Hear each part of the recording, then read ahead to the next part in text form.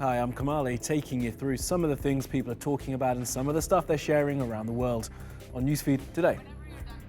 Priyanka Chopra called out IRL for something she wrote online a few months ago. The video of it happening has gone viral. A milk crate used to hold down a man wielding a knife in Sydney. To approach a person with a mindset of obviously what this person did, with clear evidence of a stabbing previously, these people are heroes. As kids in the US return to school, we look at how bulletproof backpacks are now a thing. And they say beauty is in the eye of the beholder. We go to Ukraine, where there is a pageant for these things. In Tuesday's Animals Doing Stuff.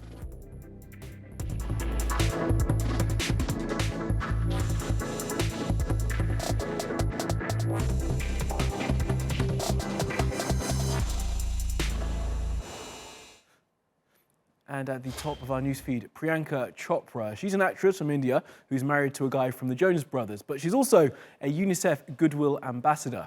Now, she was giving a talk at a beauty industry event at the weekend and was taking questions from the audience when she was challenged by someone about a tweet she posted back in February. The interaction and Priyanka Chopra's reaction has led to some on social media asking for her to lose her UNICEF post.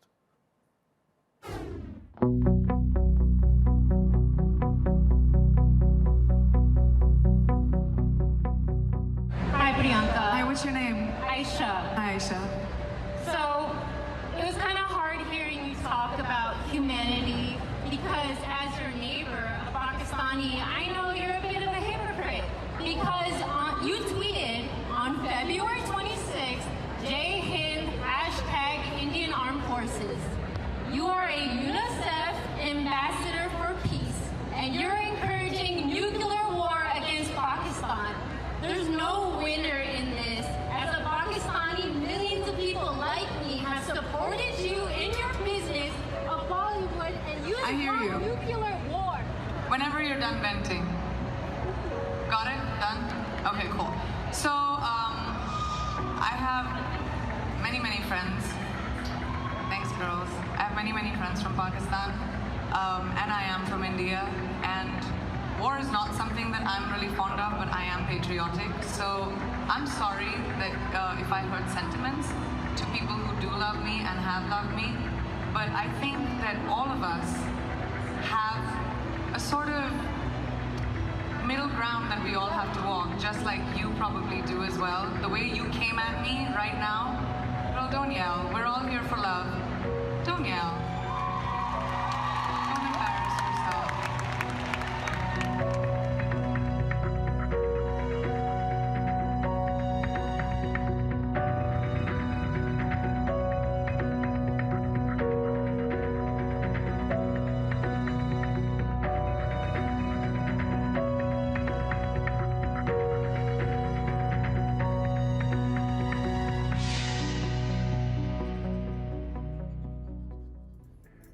Okay, let's take a look at some of the other things that caught our eye on social media.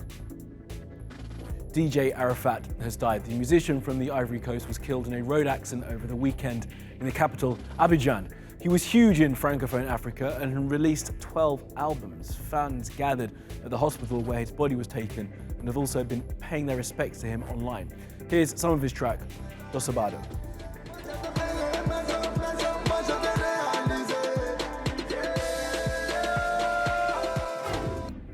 It's hashtag Left-Handers Day on Twitter as people born with a dominant left side celebrate themselves and some of the famous lefties out there. The list includes Oprah, Marie Curie, Barack Obama, Albert Einstein, Jimi Hendrix, to name but a few. Oh, and of course, Ned Flanders.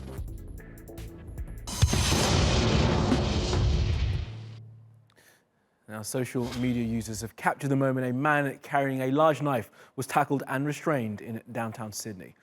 Members of the public got after the guy and held him down using a chair and a crate until the police arrived and arrested him.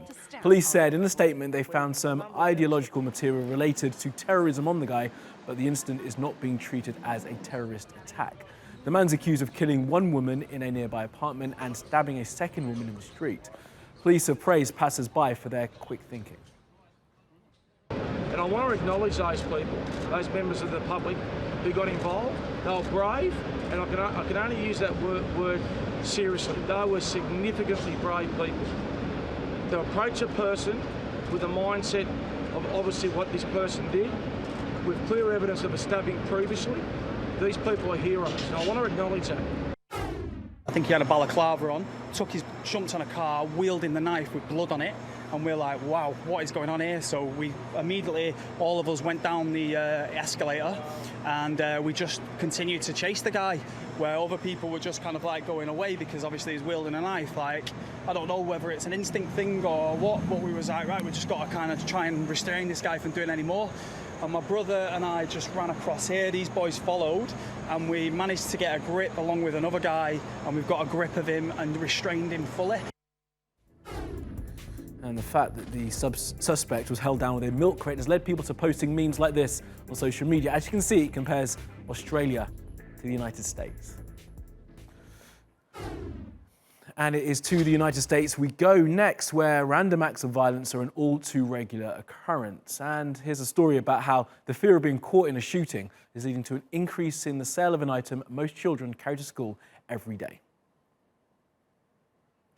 This is the type of backpack I would normally go for. It's back to school shopping time in the US, and one item is in high demand.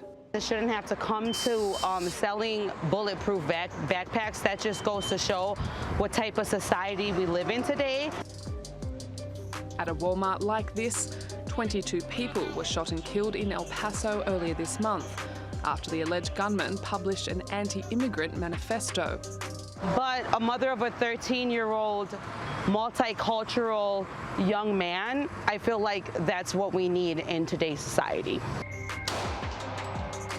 The backpacks can reportedly withstand bullets from an average handgun. American companies say sales have increased in the past few weeks on the back of a spate of mass shootings. Some of them say to me, and I agree with them, I can't believe the world has come to this. I have to send my child to school with a bulletproof backpack. The other half say, you know, it's something that is probably necessary in the event, you know, that there is an active shooter incident. They're not cheap, going for $100 to $200. And while some people accuse the companies of exploiting tragedy, others say it's a worthwhile investment. I'm willing to spend that much money. Do I have that much money to spend on it? No, I do not. But am I willing to work the hours and the time to do what I have to do as a mother to protect my child? I will. Every high-profile mass shooting in the past decade has rattled Americans and reignited calls for gun reform, but produced little action. And while the recent spate of killings in Ohio, Texas and California seem to have lit a fire under lawmakers who say something must be done to stop the slaughter of innocent people, many parents want more than a last-ditch backup plan. And next, an episode of a show called Man vs. Wild about, as the imaginative's title suggests, Braving the Wild, has aired on the Discovery Channel. Now, this one is particularly special as it features the Indian Prime Minister Narendra Modi. Now, his appearance has got Indian Twitter, well, all of Twitter. Here's Rebecca in Mumbai. The Bear Grylls show featuring India's Prime Minister Narendra Modi was eagerly anticipated. In the weeks in the run-up to the programme, there's been a lot of curiosity and even criticism of Mr Modi's participation in the show with the British adventurer. Now that it's aired, showing Mr Modi braving nature in India's Jim Corbett National Park, which is home to tigers, there's a lot of discussion about it on social media. There are those who mock Mr Modi for what they perceive to be a choreographed attempt to try to portray him as a man of action. Here on Twitter, someone makes a joke of the Prime Minister's comment in the show about not experiencing fear and nervousness, with the user adding a line questioning why he avoids doing press conferences, something he's often criticised for. And there are a lot of tweets about Bear Grylls' apparent ability to understand Mr Modi's Hindi. But there are others who admire Mr Modi for promoting environmental issues, for example. Such a huge message to all to protect wildlife and nature, one viewer says. But it's become political. Some opposition leaders hit out at the show, saying it was filmed on the day that a terror attack took place in Kashmir, in which 40 troops were killed. Some claim that filming continued for some time after the attack took place. It's clear that the show is going to continue to be a talking point. All right, let's keep spinning around the world now for some other stories you need to know this Tuesday. The opera star Placido Domingo has been accused of sexual harassment by a number of women. The allegations date back to the late 1980s and have been reported by the Associated Press. They detail how, according to the women, Mr. Domingo would offer to help advance their careers in exchange for sex. Now, some say their careers suffered when they rejected his advances. Placido Domingo has said the allegations are inaccurate and that he believes all his interactions and relationships were consensual. Now, there's no mention of any legal action in the reporting, and one of his accusers, Patricia Wolf, had this to say. Oh, it was harassment. Absolutely. Absolutely. I have no doubt that it was harassment. I was there. I was being harassed. He wanted me to come home with him. He did not want me to go home. He wanted me to somehow be with him that night, each of the nights he asked me. And to me, I'm married. I adore my husband and my family. It wasn't going to happen for me. It wasn't going to happen. Scientists say they've discovered 2 effective drugs which can be used to treat Ebola. They've been trialled in the Democratic Republic of Congo, where healthcare workers are trying to contain the world's second largest outbreak of the virus. The drug treatments have proved effective if given to patients early enough. The discovery, researchers say, could make Ebola preventable and treatable, but to eradicate the virus, a vaccine is needed. Now, one has been developed. The World Health Organization says it needs further testing before it can be licensed and widely administered. The fire at the Notre Dame Cathedral in April in Paris caused loads of lead to melt from the roof and spire, contaminating the surrounding streets. Now these streets are being sealed off and disinfected or decontaminated to prevent lead poisoning. The restoration of the interior of the cathedral was also suspended last month for safety reasons. Now, it'll cost hundreds of millions of dollars to repair the building, and as of June, most of that money had come from small donors, despite nearly $1 billion being promised by some of France's richest families. Climate crisis activists have protested outside the Brazilian embassy in London. They threw red paint and held up banners, as you can see. Brazil's Amazon is being decimated at an alarming rate due to the easing of environmental protections policies by President Jair Bolsonaro. He wants the rainforest to be cut down to clear space for farming and fossil fuel exploration.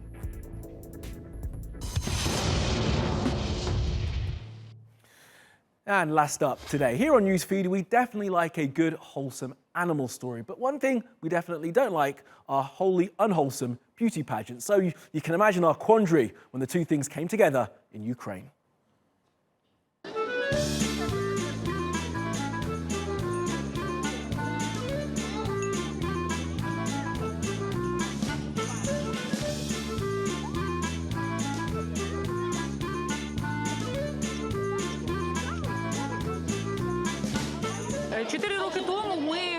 Four years ago, we decided to celebrate our town and showcase people who still keep goats, which is not as popular nowadays.